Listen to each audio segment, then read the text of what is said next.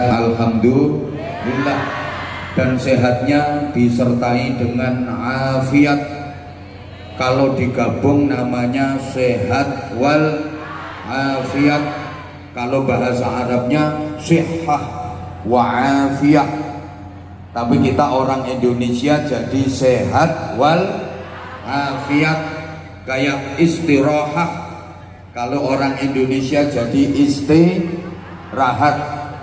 Para jamaah, sehat wal afiat itu artinya sehat yang digunakan untuk menjalankan taat, sehat yang dipakai beribadah, sehat yang digunakan untuk mendekat kepada Allah. Sehat wal afiat itu sehat yang tidak digunakan untuk bermaksiat. Karena mohon maaf, banyak orang yang sehat tapi tidak afiat. Artinya badannya sehat tapi hobinya maksiat, tubuhnya sehat perbuatannya jahat. Itu sehat yang tidak afiat. Dan setahu saya 99,9% para pelaku maksiat itu adalah orang-orang yang badannya sehat. Betul? Yang suka nyolong, yang suka nyuri, yang suka korupsi, itu kebanyakan orang yang badannya sakit apa sehat? Sehat tapi tidak afiat. Yang suka berantem, yang suka tukaran, yang suka mendem, yang suka dugem, ajuk,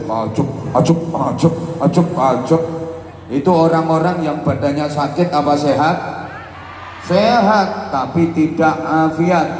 Maaf, yang suka ngerasani, yang suka ngomel, itu kebanyakan orang-orang yang badannya sakit apa sehat? Sehat. Ini orangnya datang, orangnya pakai masker, dan orangnya kedinginan. Tubuhnya sehat tapi perbuatannya maksiat. Itu sehat yang tidak afiat. Alhamdulillah, kita dikaruniai tubuh yang sehat dan kita tidak bermaksiat. Kita dikaruniai badan yang sehat, mau bersolawat. Oh, ini luar biasa. Badannya sehat, mau zikir, mau ikut ngaji, mau mendekat kepada Allah. Ini nikmat yang luar biasa. Lah kalau orang sakit, dia mau mendekat kepada Allah, wajar. Emang lagi sakit, dia mau berdoa, dia mau berzikir, pantas saja, emang dia lagi sakit. Nek tepak sehat nek lambene lecek, ngilokne wong, ngonek-ngonekne wong, misuh-misuh, begitu sakit langsung Allah, ya Allah, astagfirullah, subhanallah, subhanallah. Wajar, emang lagi sakit. Lah kita ini enggak sakit. Kita ini dikaruniai badan yang sehat, mau mendekat kepada Allah. Ini luar biasa. Yang paling parah itu ada orang udah sakit, dia nggak mau mendekat kepada Allah. Sakit, nggak mau berzikir, nggak mau berdoa.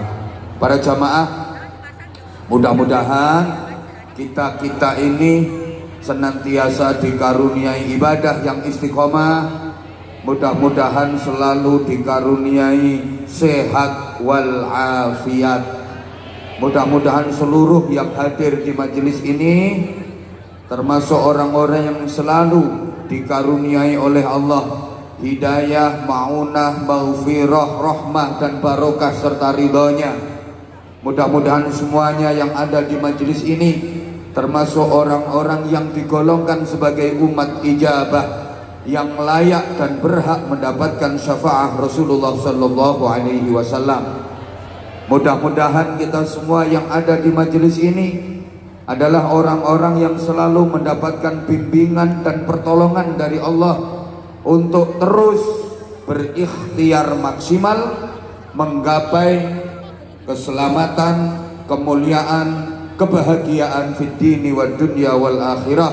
Amin Allahumma amin Allahumma. Para jamaah yang saya hormati rahimakumullah, pertama tentu saya mengucapkan selamat dan sukses untuk Ansor dan Muslimat PCI NO Taipei Taiwan, pokoknya tai-tainan tok nih ini.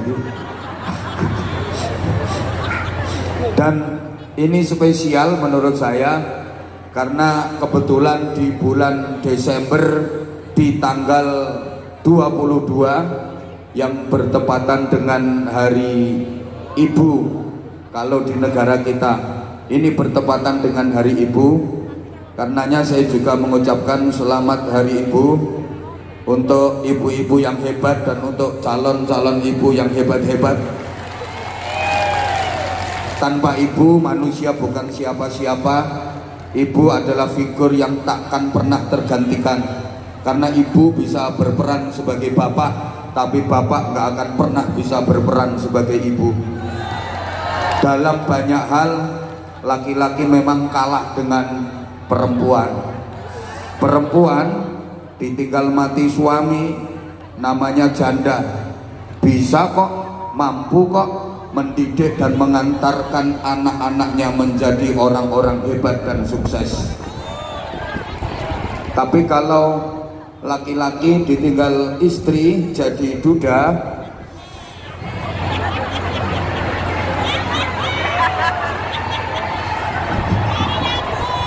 stres. Maka dibalik laki-laki yang hebat pasti ada istri yang kuat, dan dibalik istri yang sukses pasti ada suami yang stres. Seorang janda, maaf ya, ditinggal mati suami jadi janda, punya anak kecil-kecil 4, sama laki-laki ditinggal istri jadi duda, punya anak-anak kecil 4. Kira-kira anak-anaknya lebih tertib, lebih rapi, anaknya duda apa anaknya janda? Anaknya rondo yo tertib, sekolahnya rajin, ngajine pinter, awake bersih, pakaiannya rapi, ambune wangi. Soalnya ibunya pinter ngeramut.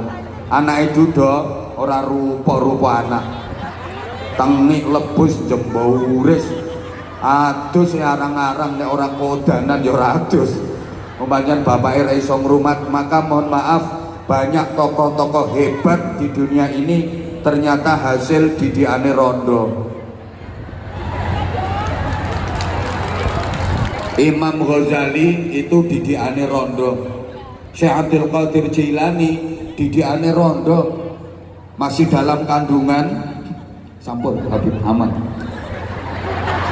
Syekh Abdul Qadir Jailani itu masih dalam kandungan, abahnya udah meninggal. Imam Syafi'i masih kecil, abahnya udah meninggal. Bahkan Rasulullah Muhammad SAW itu juga didikane rondo, masih dalam kandungan, abahnya sudah meninggal. Presiden-presiden Indonesia itu rata-rata didikane rondo. Bung Karno didikane rondo, masih kecil, bapaknya udah meninggal. Pak Harto didikane rondo, masih kecil, bapaknya udah meninggal. Gus Dur didikane rondo, abahnya Gus Dur, Allah yarham, Kiai Haji Wahid Hasyim, itu wafat di usia 39 tahun. Kok semuanya pada perhatian sama aku sih? Udah, makasih. Kekasihku aja tak tolak, apalagi kamu. udah gini aja. Gini, abahnya Gus Dur Allah yarham Kiai Haji Wahid Hasyim itu wafat di usia 39 tahun dalam sebuah kecelakaan. Gus Dur sama adiknya yang masih kecil-kecil itu didiane rondo. Pak Jokowi didiane rondo. Pokoknya presiden-presiden Indonesia itu didiane rondo kabeh. Hidup rondo.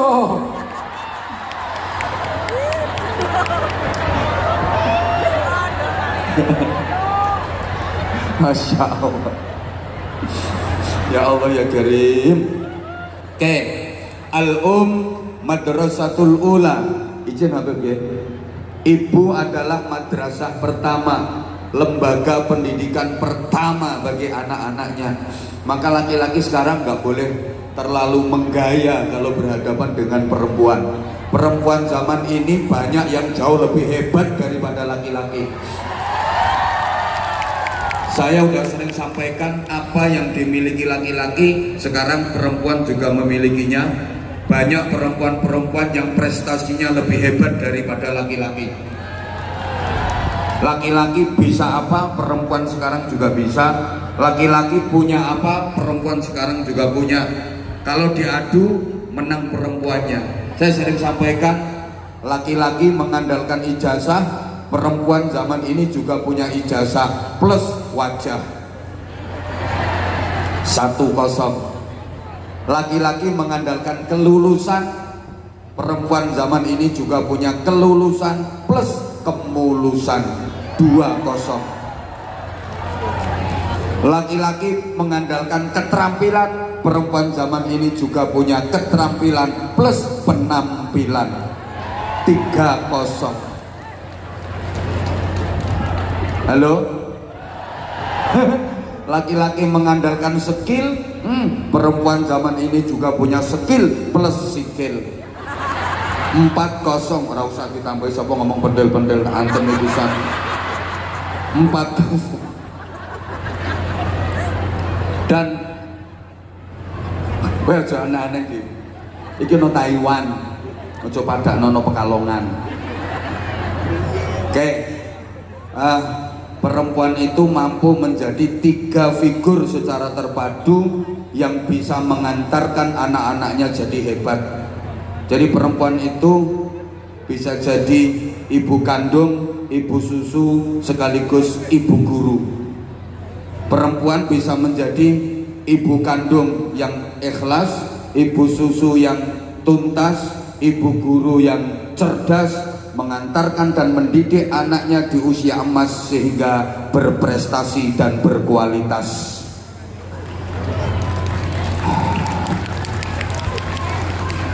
Sama Rasulullah, ibunya 3, ada ibu kandung, ada ibu susu, ada ibu guru. Ibu kandungnya Sayyidah Aminah, ibu susunya Halimatus Sa'diyah, ibu gurunya Ummu Aiman. Lah anak-anak sekarang beda. Kalau anak-anak sekarang itu ibu kandungnya Siti, ibu susunya sapi, ibu gurunya wifi. Coba kalau Rasulullah kan ibu kandungnya Sayyidah Aminah, ibu susunya Halimatus Sa'diyah, ibu gurunya Ummu Aiman yang ngomong sekaligus didik Nabi mulai kecil. Maka 3 ibu bisa diperankan seorang perempuan secara terpadu, mampu menjadi ibu kandung, ibu susu, sekaligus ibu guru.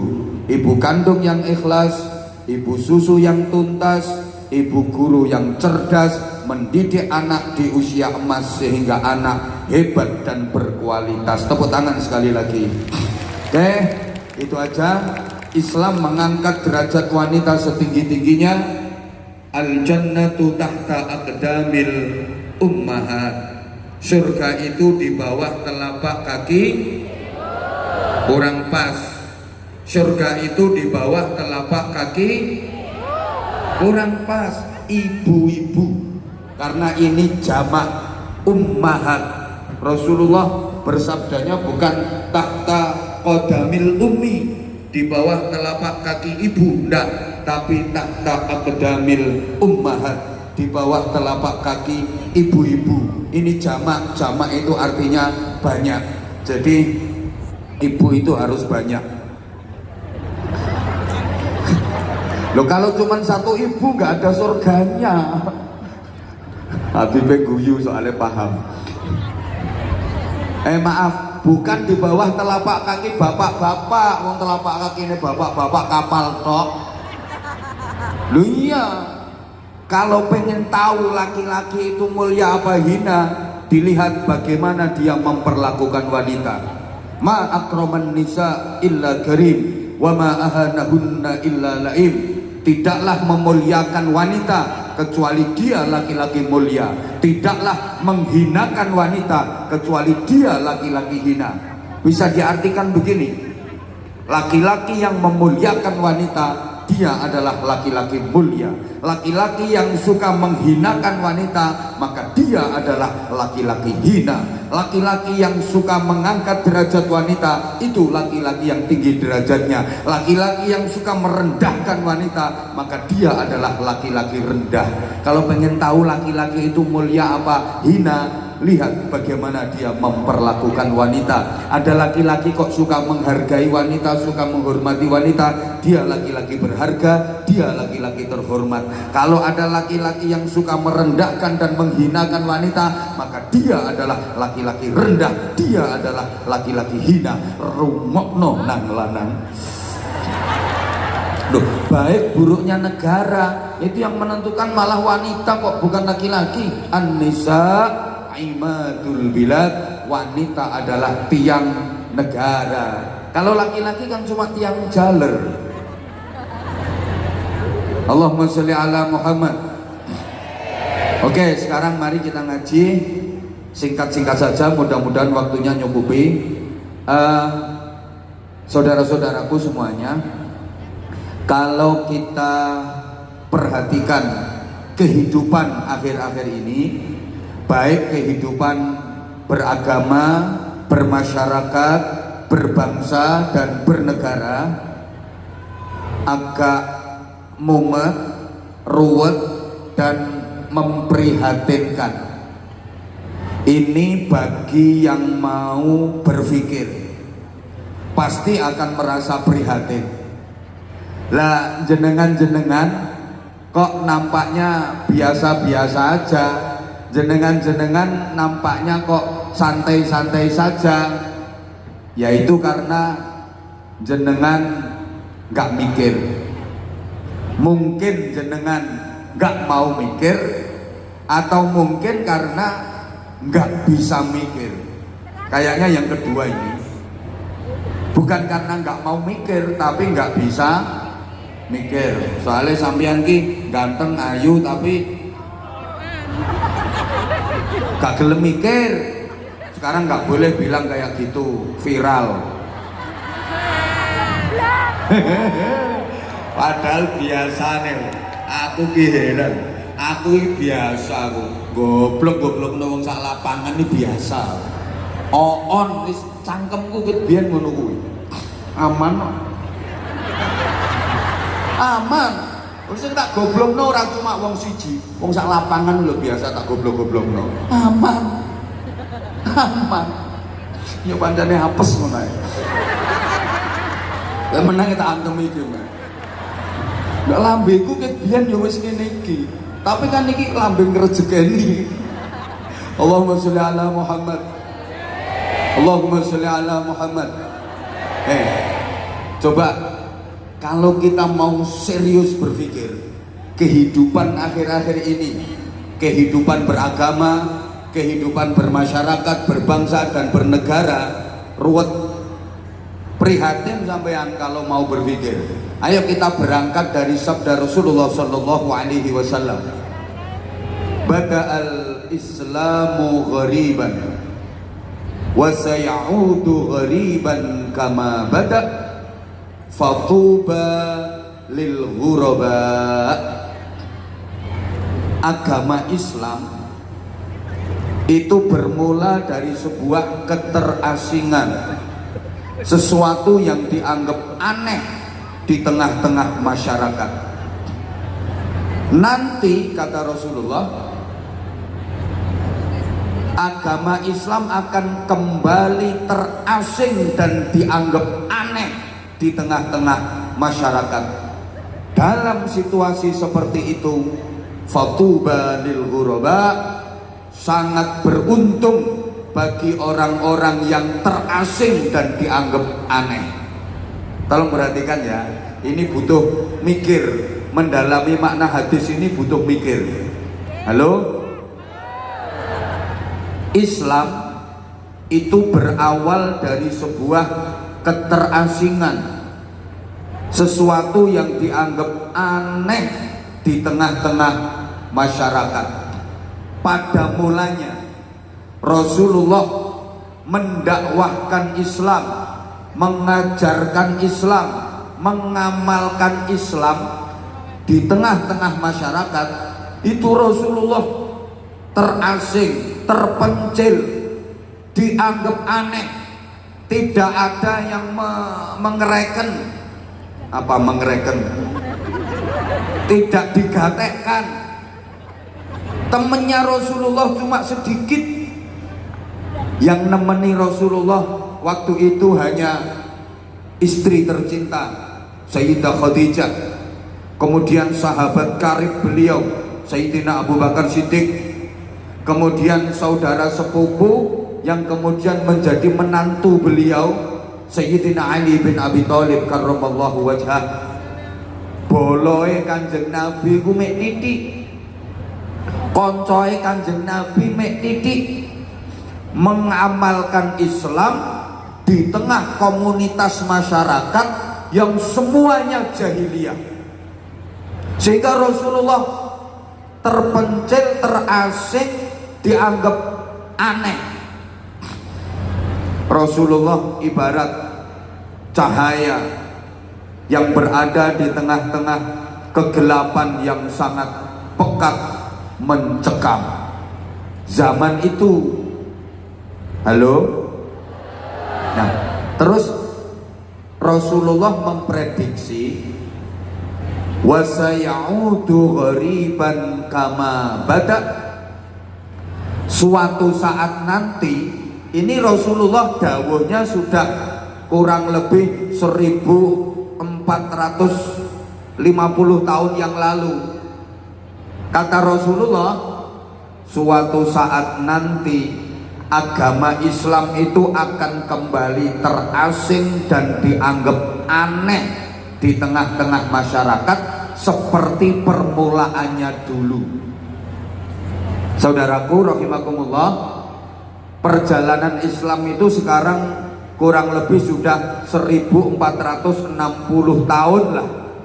Kira-kira yang disabdakan Rasulullah bahwa Islam akan kembali aneh dan terasing sekarang sudah terjadi apa belum? Halo? Kan kalau sabdanya Rasulullah pasti benar, betul? Yang semangat dong. Kalau Rasulullah yang bersabda pasti benar, betul? Lah Rasulullah bersabda suatu saat Islam akan kembali terasing, Islam akan kembali aneh di tengah-tengah masyarakat, terpencil meneh. Kira-kira sekarang sudah terjadi apa belum? Belum apa sudah? Sudah apa belum? Oke. Kalau kita lihat dari ramainya jamaah-jamaah di berbagai majelis, sepertinya belum. Islam makin ramai kok sekarang. Coba kalau kita lihat majelis-majelis taklim, majelis-majelis pengajian, tabligh akbar yang hadir jamaahnya ribuan, sepertinya Islam belum terasing, belum dianggap aneh, malah rame kok. Pengajian ini bukan hanya di Indonesia, nyatanya di Taman Taipei, apa jenenge? Tai Chong. Wis mbuh lah. Wong di sini aja jamaah segini ramenya kok. Sekarang negara-negara yang dulu Islamnya minoritas, ini pemeluk Islam makin banyak, makin banyak, makin banyak. Alhamdulillah. Amerika Serikat itu Islamnya sekarang udah di atas 15% loh. Kalau dilihat dari ini kayaknya belum. Yang disabdakan Rasulullah sepertinya belum terjadi. Wong Islam sekarang makin rame kok. Apalagi majelis-majelis sholawat. Sampai anda kandani. Di Indonesia itu yang namanya majelis-majelis sholawat rame nih ndak karuan. Sehari itu bisa 7-8 kali. Ngapunten, apalagi kalau yang datang di majelis itu Habib Bidin atau Habib Syekh, beludak jamaahnya puluhan ribu. Tepuk tangan untuk Zahir Mania, tepuk tangan pula untuk Seher Mania. Halo, masa Anzamania gak ditepuk tangani? Tepuk tangan untuk tambah banter dewe. Loh, karena Anzamania itu juga Zahir Mania, juga Seher Mania, betul? Mono. Loh, kalau kita lihat majelis-majelis sholawat, Masya Allah, koyo semut itu loh jamaah. Makanya kalau ingin membubarkan majelis sholawat, ingin membubarkan tahlilan di Indonesia itu rumang saku ngelamun garis miring ngimpi. Gak mungkin. Wes, Allahumma sholli ala Muhammad. Kalau kita lihat gebiarnya, sepertinya Islam belum aneh, belum terasing. Coba pertanyaan saya dijawab dong, biar semangat. Masjid, bangunan masjid sekarang ini makin sedikit apa makin banyak? Berarti Islam belum terasing dong. Musola makin sedikit apa makin banyak? Makin banyak. Satu kampung itu kadang-kadang masjidnya bisa sampai 6-7. Belum lagi langgar musola, namanya gedung TPQ Madrasah Diniyah, makin rame. Loh, kayaknya Islam belum terasing sekarang, belum dianggap aneh, makin rame kok. Di Indonesia orang yang pergi umroh setiap bulan itu ratusan ribu jamaah umroh. Antrian untuk bisa menjalankan ibadah haji di Indonesia itu udah 40 tahun lebih. Nah, kalau dilihat dari situ, Islam sekarang makin rame, bukannya makin sepi, betul? Apalagi di medsos. Coba, yang paling rame itu biasanya ya konten-konten tentang Islam. Pokoknya lek wis konten tentang Islam rame nih rakaruan. Sampai orang-orang yang nggak tahu duduk persoalan yang sebenarnya ikut-ikutan komen. Sampeyan yang ngono? Sampeyan yang ngono? Tolong yang bijaksana dalam bermedsos. Ini saya pesen ya. Kalau ada lewat di beranda sampean potongan atau cuplikan video-video itu di apa ya namanya, dijelasno sih.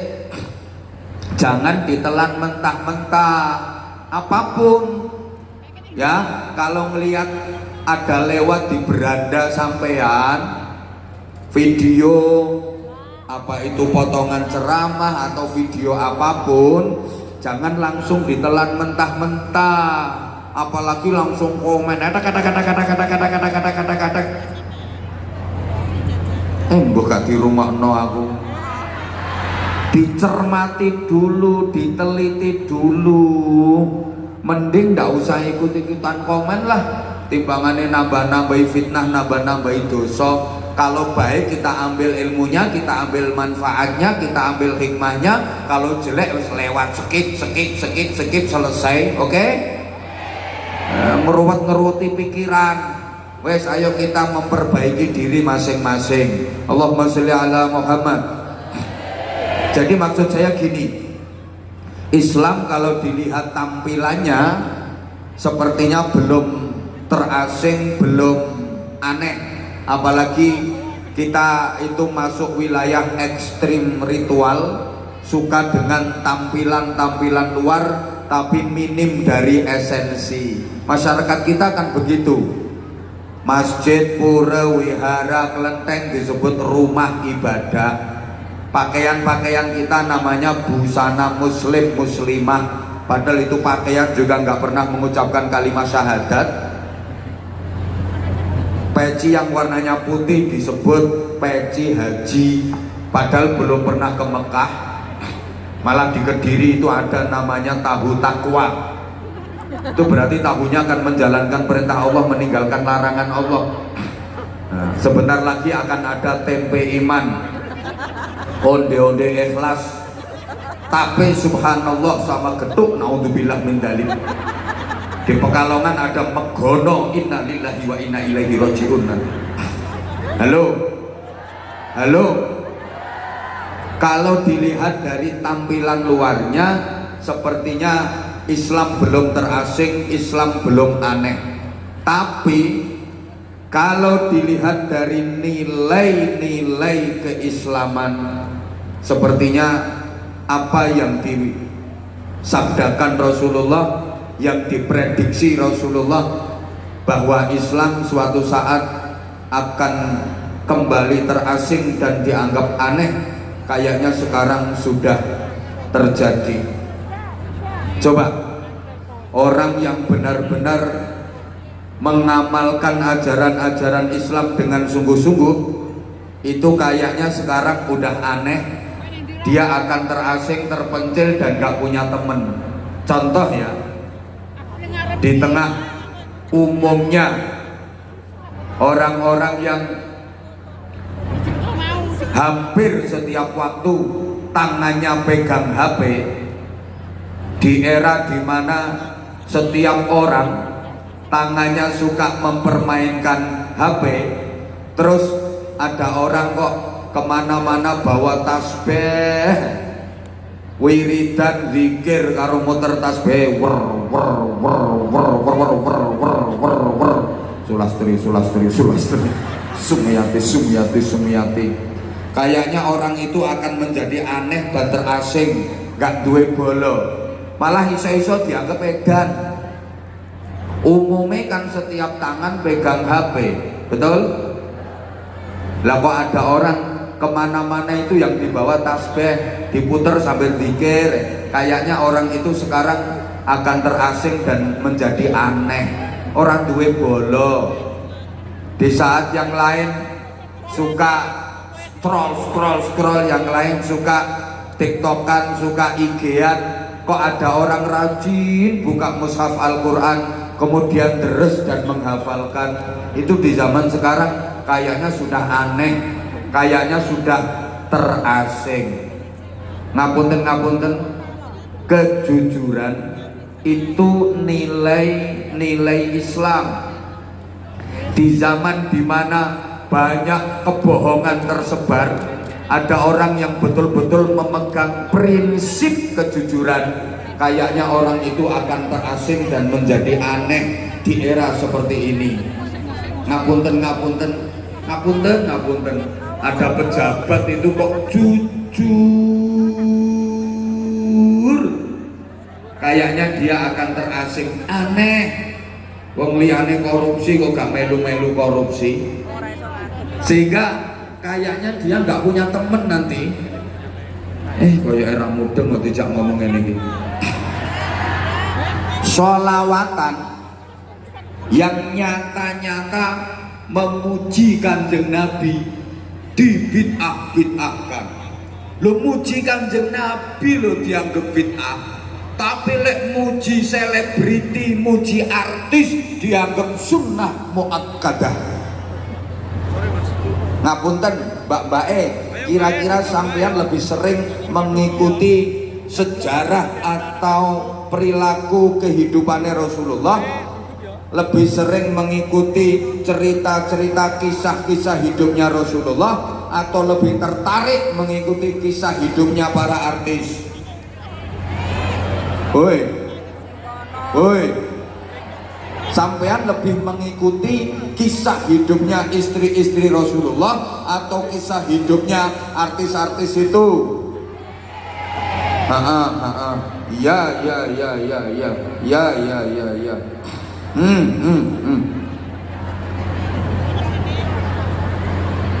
Orang yang beribun.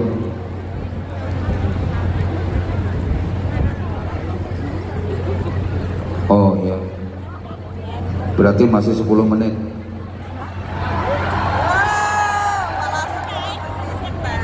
Oke, sebentar. Oke, duh, enggak dari tadi ngomongnya. Enggak dari tadi ngomongnya. Ini ngatur waktunya ini loh yang susah. Oke, sebentar bro, sebentar lagi. Oke, jadi maaf ya, sholawatan yang nyata-nyata memuji Rasulullah dibid'ah-bid'ahkan, sementara yang memuji-muji orang-orang fasik malah dianggap sunnah muakkadah. Ya ini sekarang Islam, nilai-nilai Islam sekarang sudah sepertinya aneh. Nilai-nilai Islam yang benar-benar diterapkan sekarang dianggap terasing, dianggap aneh. Islam agama yang samhah, agama yang toleran, agama yang penuh kasih sayang, agama yang mengajarkan kedamaian, agama yang merangkul semua lapisan, menekankan kerukunan dan persaudaraan, agama yang lemah lembut. Ajaran-ajaran semacam itu di zaman seperti ini dianggap kalah keren dengan yang berani pertentangan.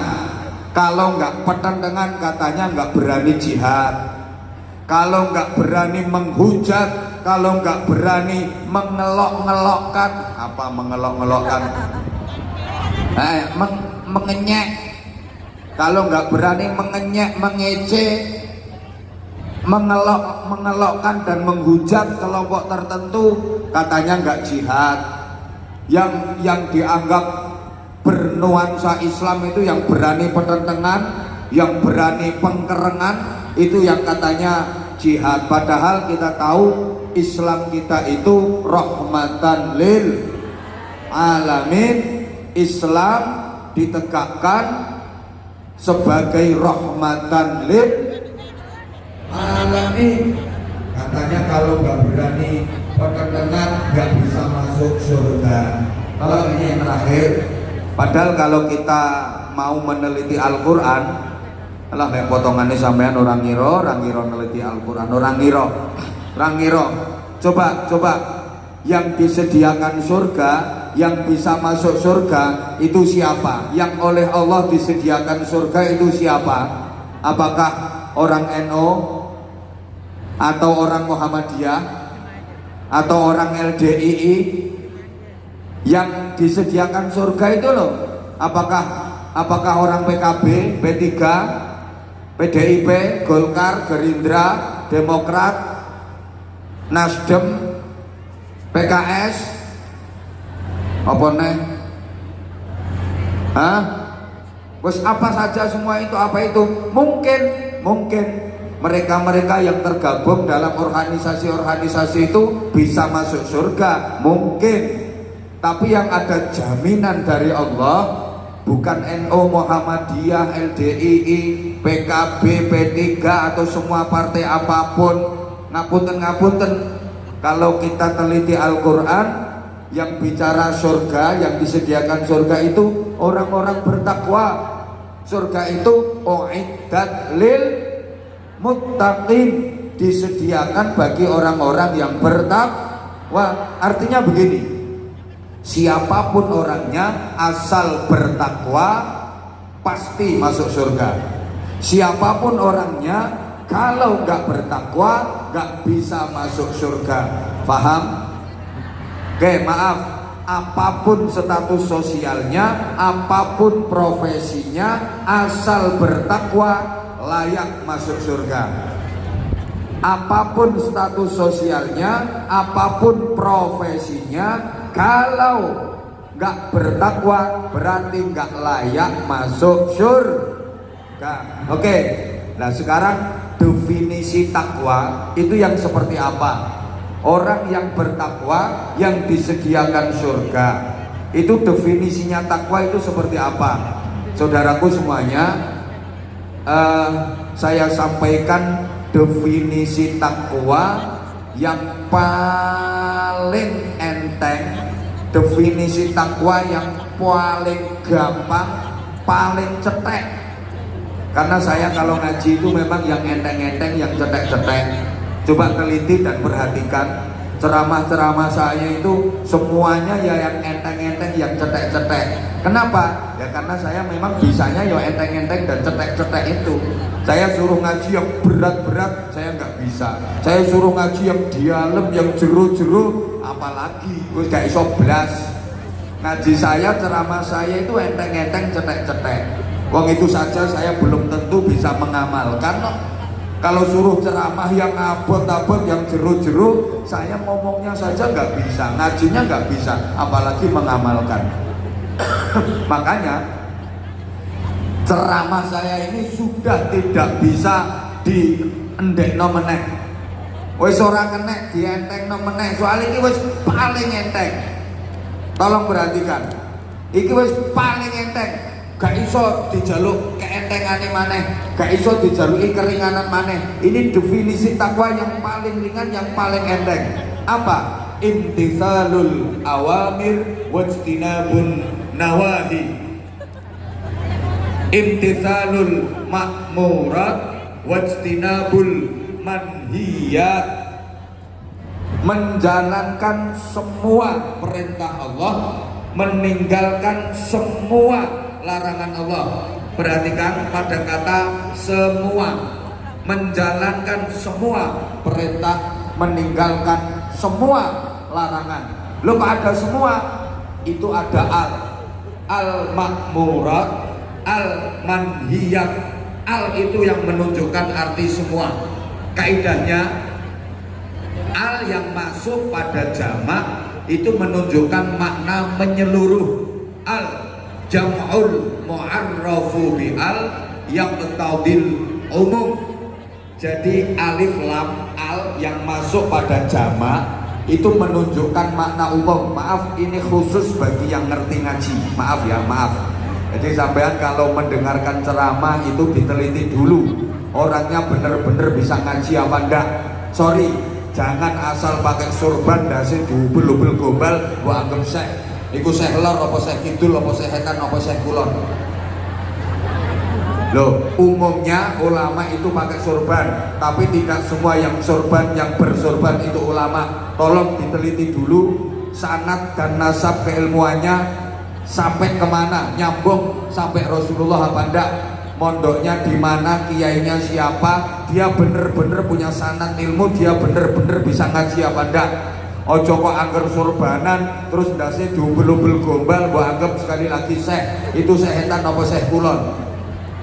Emas itu umumnya berwarna kuning, tapi tidak semua yang warnanya kuning itu emas. Nah kalau semua yang warnanya kuning dianggap emas, berarti sampeyan tiap pagi pertentangan no WC ku ngetokno emas. Halo. Oh ya, iku umume rasane asin, tapi orang kabeh sing asin niku oh ya, contone umbel. Itu kan asin tapi bukan oh ya. Oke, menjalankan semua perintah, meninggalkan semua larangan, itu takwa, layak masuk surga. Allahumma sholli ala Muhammad. Tolong pertanyaan saya dijawab yang kencang. Habis ini kita sholawatan lagi. Halo. Sampean-sampean yang hadir di sini sudah bisa menjalankan semua perintah apa belum? Matur suwun, jujur. Sudah bisa meninggalkan semua larangan apa belum? Berarti sampean-sampean ini sudah termasuk orang yang bertakwa apa belum? Kalau begitu sampean-sampean ini pantas masuk surga apa enggak?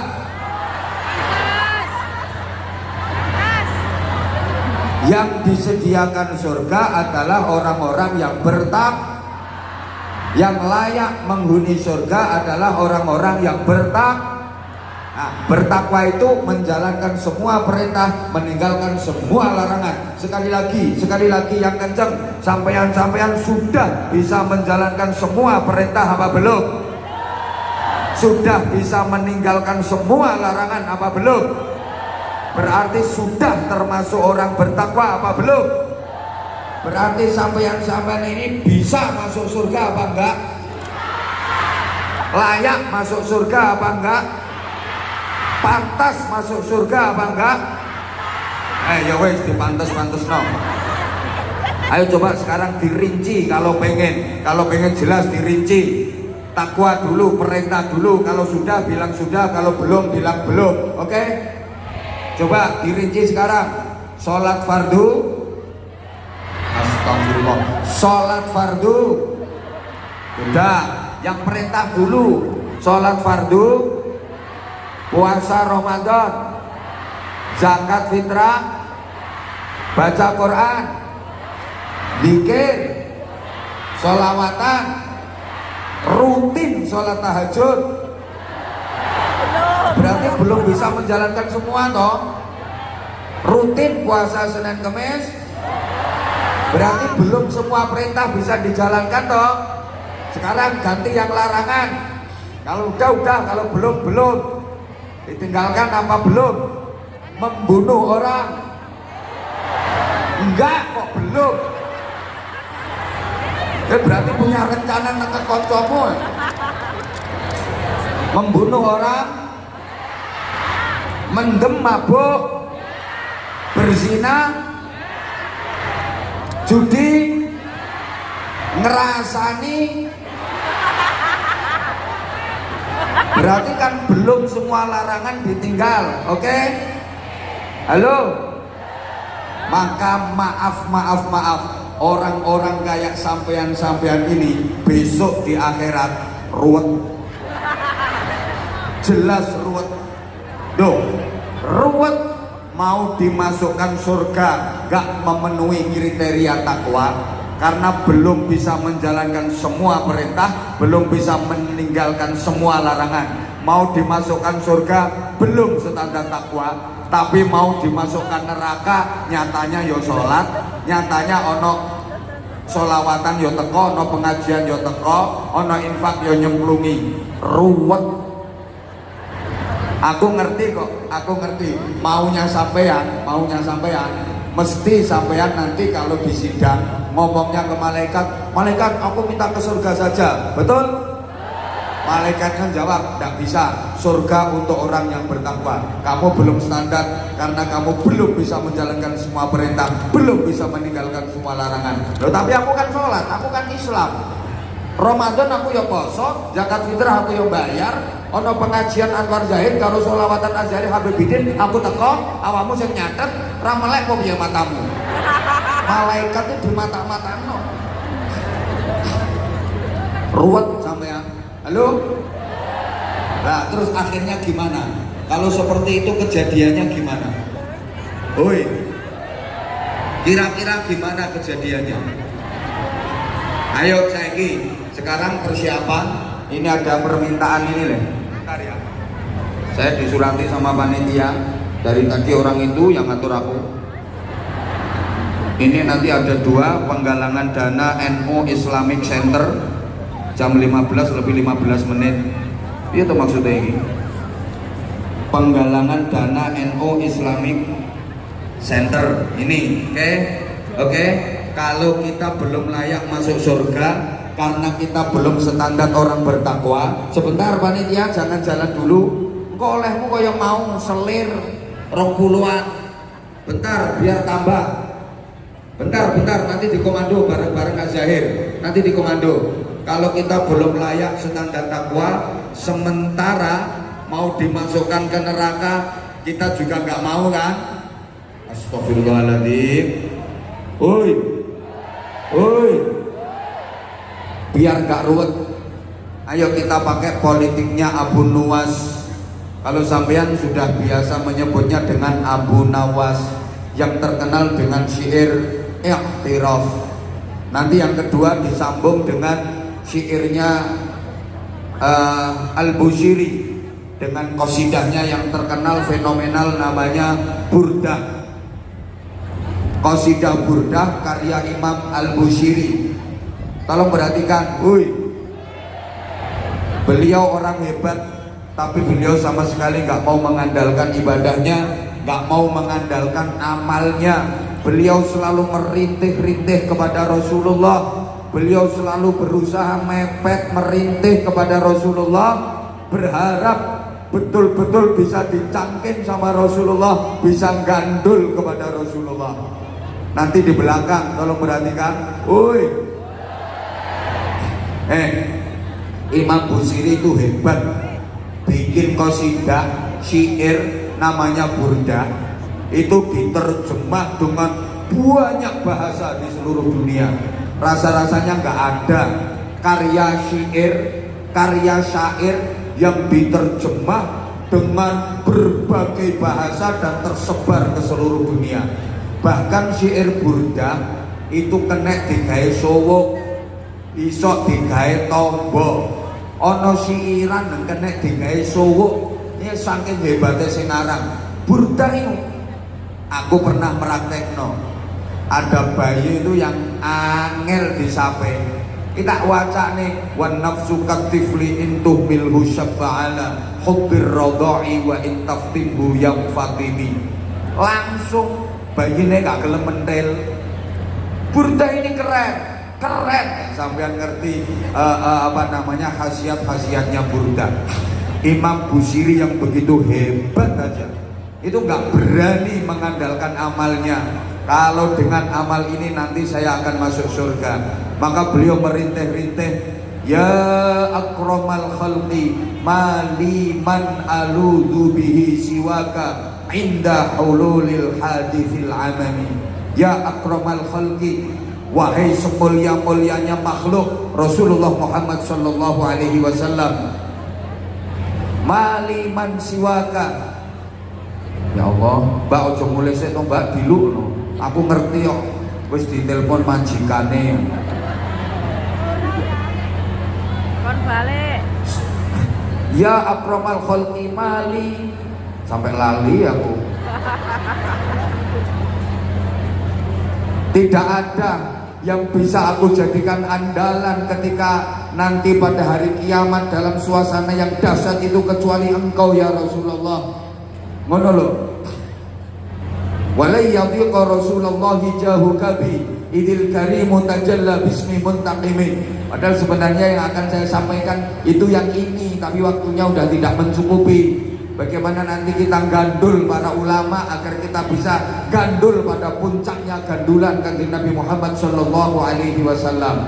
Derajatmu yang agung yang tinggi tidak akan berkurang sedikit pun dengan tak ganduli ya Rasulullah. Aku saja yang minta gandulan kepadamu ya Rasulullah. Orang-orang itu tidak usah kau bawa, tidak apa-apa, yang penting aku kau bawa. Saking ngerpo-ngerponya Imam Al-Busiri.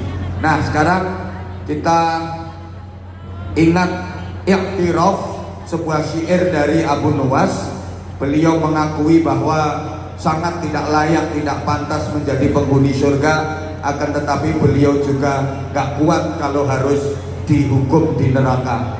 Itu syairnya kan udah sangat terkenal dan fenomenal.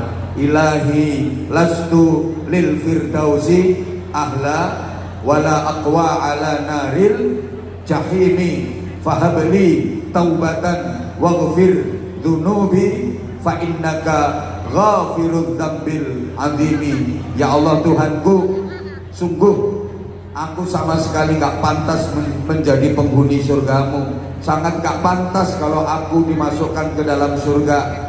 Ibadahku gak seberapa jika dibanding dengan maksiat yang aku lakukan. Dosa-dosaku terlalu menggunung. Gak pantas kalau aku menjadi penghuni surga. Wala aqwa ala naril jahimi, tapi aku juga gak kuat kalau harus dihukum di neraka jahim. Fahabli taubatan, maka karuniakan kepadaku kemauan kuat untuk selalu bertaubat. Waghfir dzunubi, ampuni semua dosa-dosaku. Fa innaka ghafirud dzambil azimi, hanya Engkau yang Maha mengampuni semua dosa. Jamaah sekalian, sambil kita berusaha untuk merintih kepada Allah, memohon kepada Allah agar seluruh dosa-dosa kita diampuni oleh Allah, manfaatkan waktu hari ini, majelis yang sangat mulia ini dengan penuh kekhusyuan, sambil panjenengan niat tolak balak berinfak dan bersedekah. Akan dipandu oleh Habib Ali Zainal Abidin bin Sekaf Asgaf bersama Az-Zahir. I'tiraf, nanti panjenengan akan bisa merasakan bagaimana hanyutnya Ian Luki, bagaimana hanyutnya Afi, vokalis Az-Zahir dalam menyenandungkan i'tiraf ini. Betul-betul menyentuh, betul-betul menyayat hati. Monggo, saya istirahat sebentar dulu, nanti kita tutup majelis ini bersama-sama karena waktunya memang sekarang udah jam 3:30 Habib ya. Saya sekaligus mohon maaf yang sebesar-besarnya kalau tausiahnya nggak bisa maksimal karena memang kita dibatasi oleh waktu. Sekali lagi sedikit yang saya sampaikan ini semoga bisa kita ambil hikmahnya. Pesan saya itu di era seperti ini kita harus kembali berpegang teguh pada nilai-nilai Islam sesuai dengan tuntunan Rasulullah Muhammad SAW. Jangan mudah terprovokasi, apalagi ikut-ikut menyebarkan fitnah yang tidak jelas di medsos-medsos itu. Hati-hati dan arif bijaksana. Lebih baik kita berusaha untuk memperbaiki diri, terus melakukan perbaikan, tetap jaga kerukunan, tetap jaga persatuan, dan tetap jaga nama baik negara kesatuan negara kesatuan Republik Indonesia yang kita cintai bersama. Mudah-mudahan Ahlus Sunnah wal Jamaah di di Taiwan ini tetap eksis, tetap istiqomah. Amin Allahumma, amin Allahumma. Al-i'tiraf bersama Ian Luki, bersama Ustadz Afi, bersama Az-Zahir, kolaborasi dengan Syautul Fatah Taiwan. Saya mohon maaf. Assalamualaikum warahmatullahi wabarakatuh. Warahmatullahi wabarakatuh.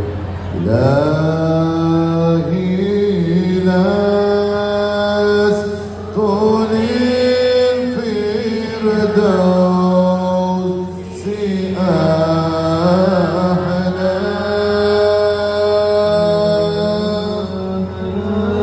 wa la atwa ala naril jahim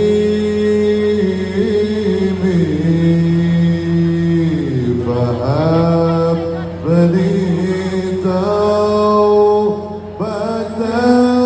wa ufir dunubi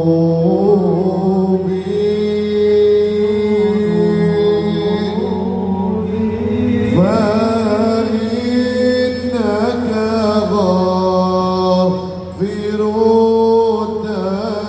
الذنب العظيم سنوا يا إلهي طل الفردوس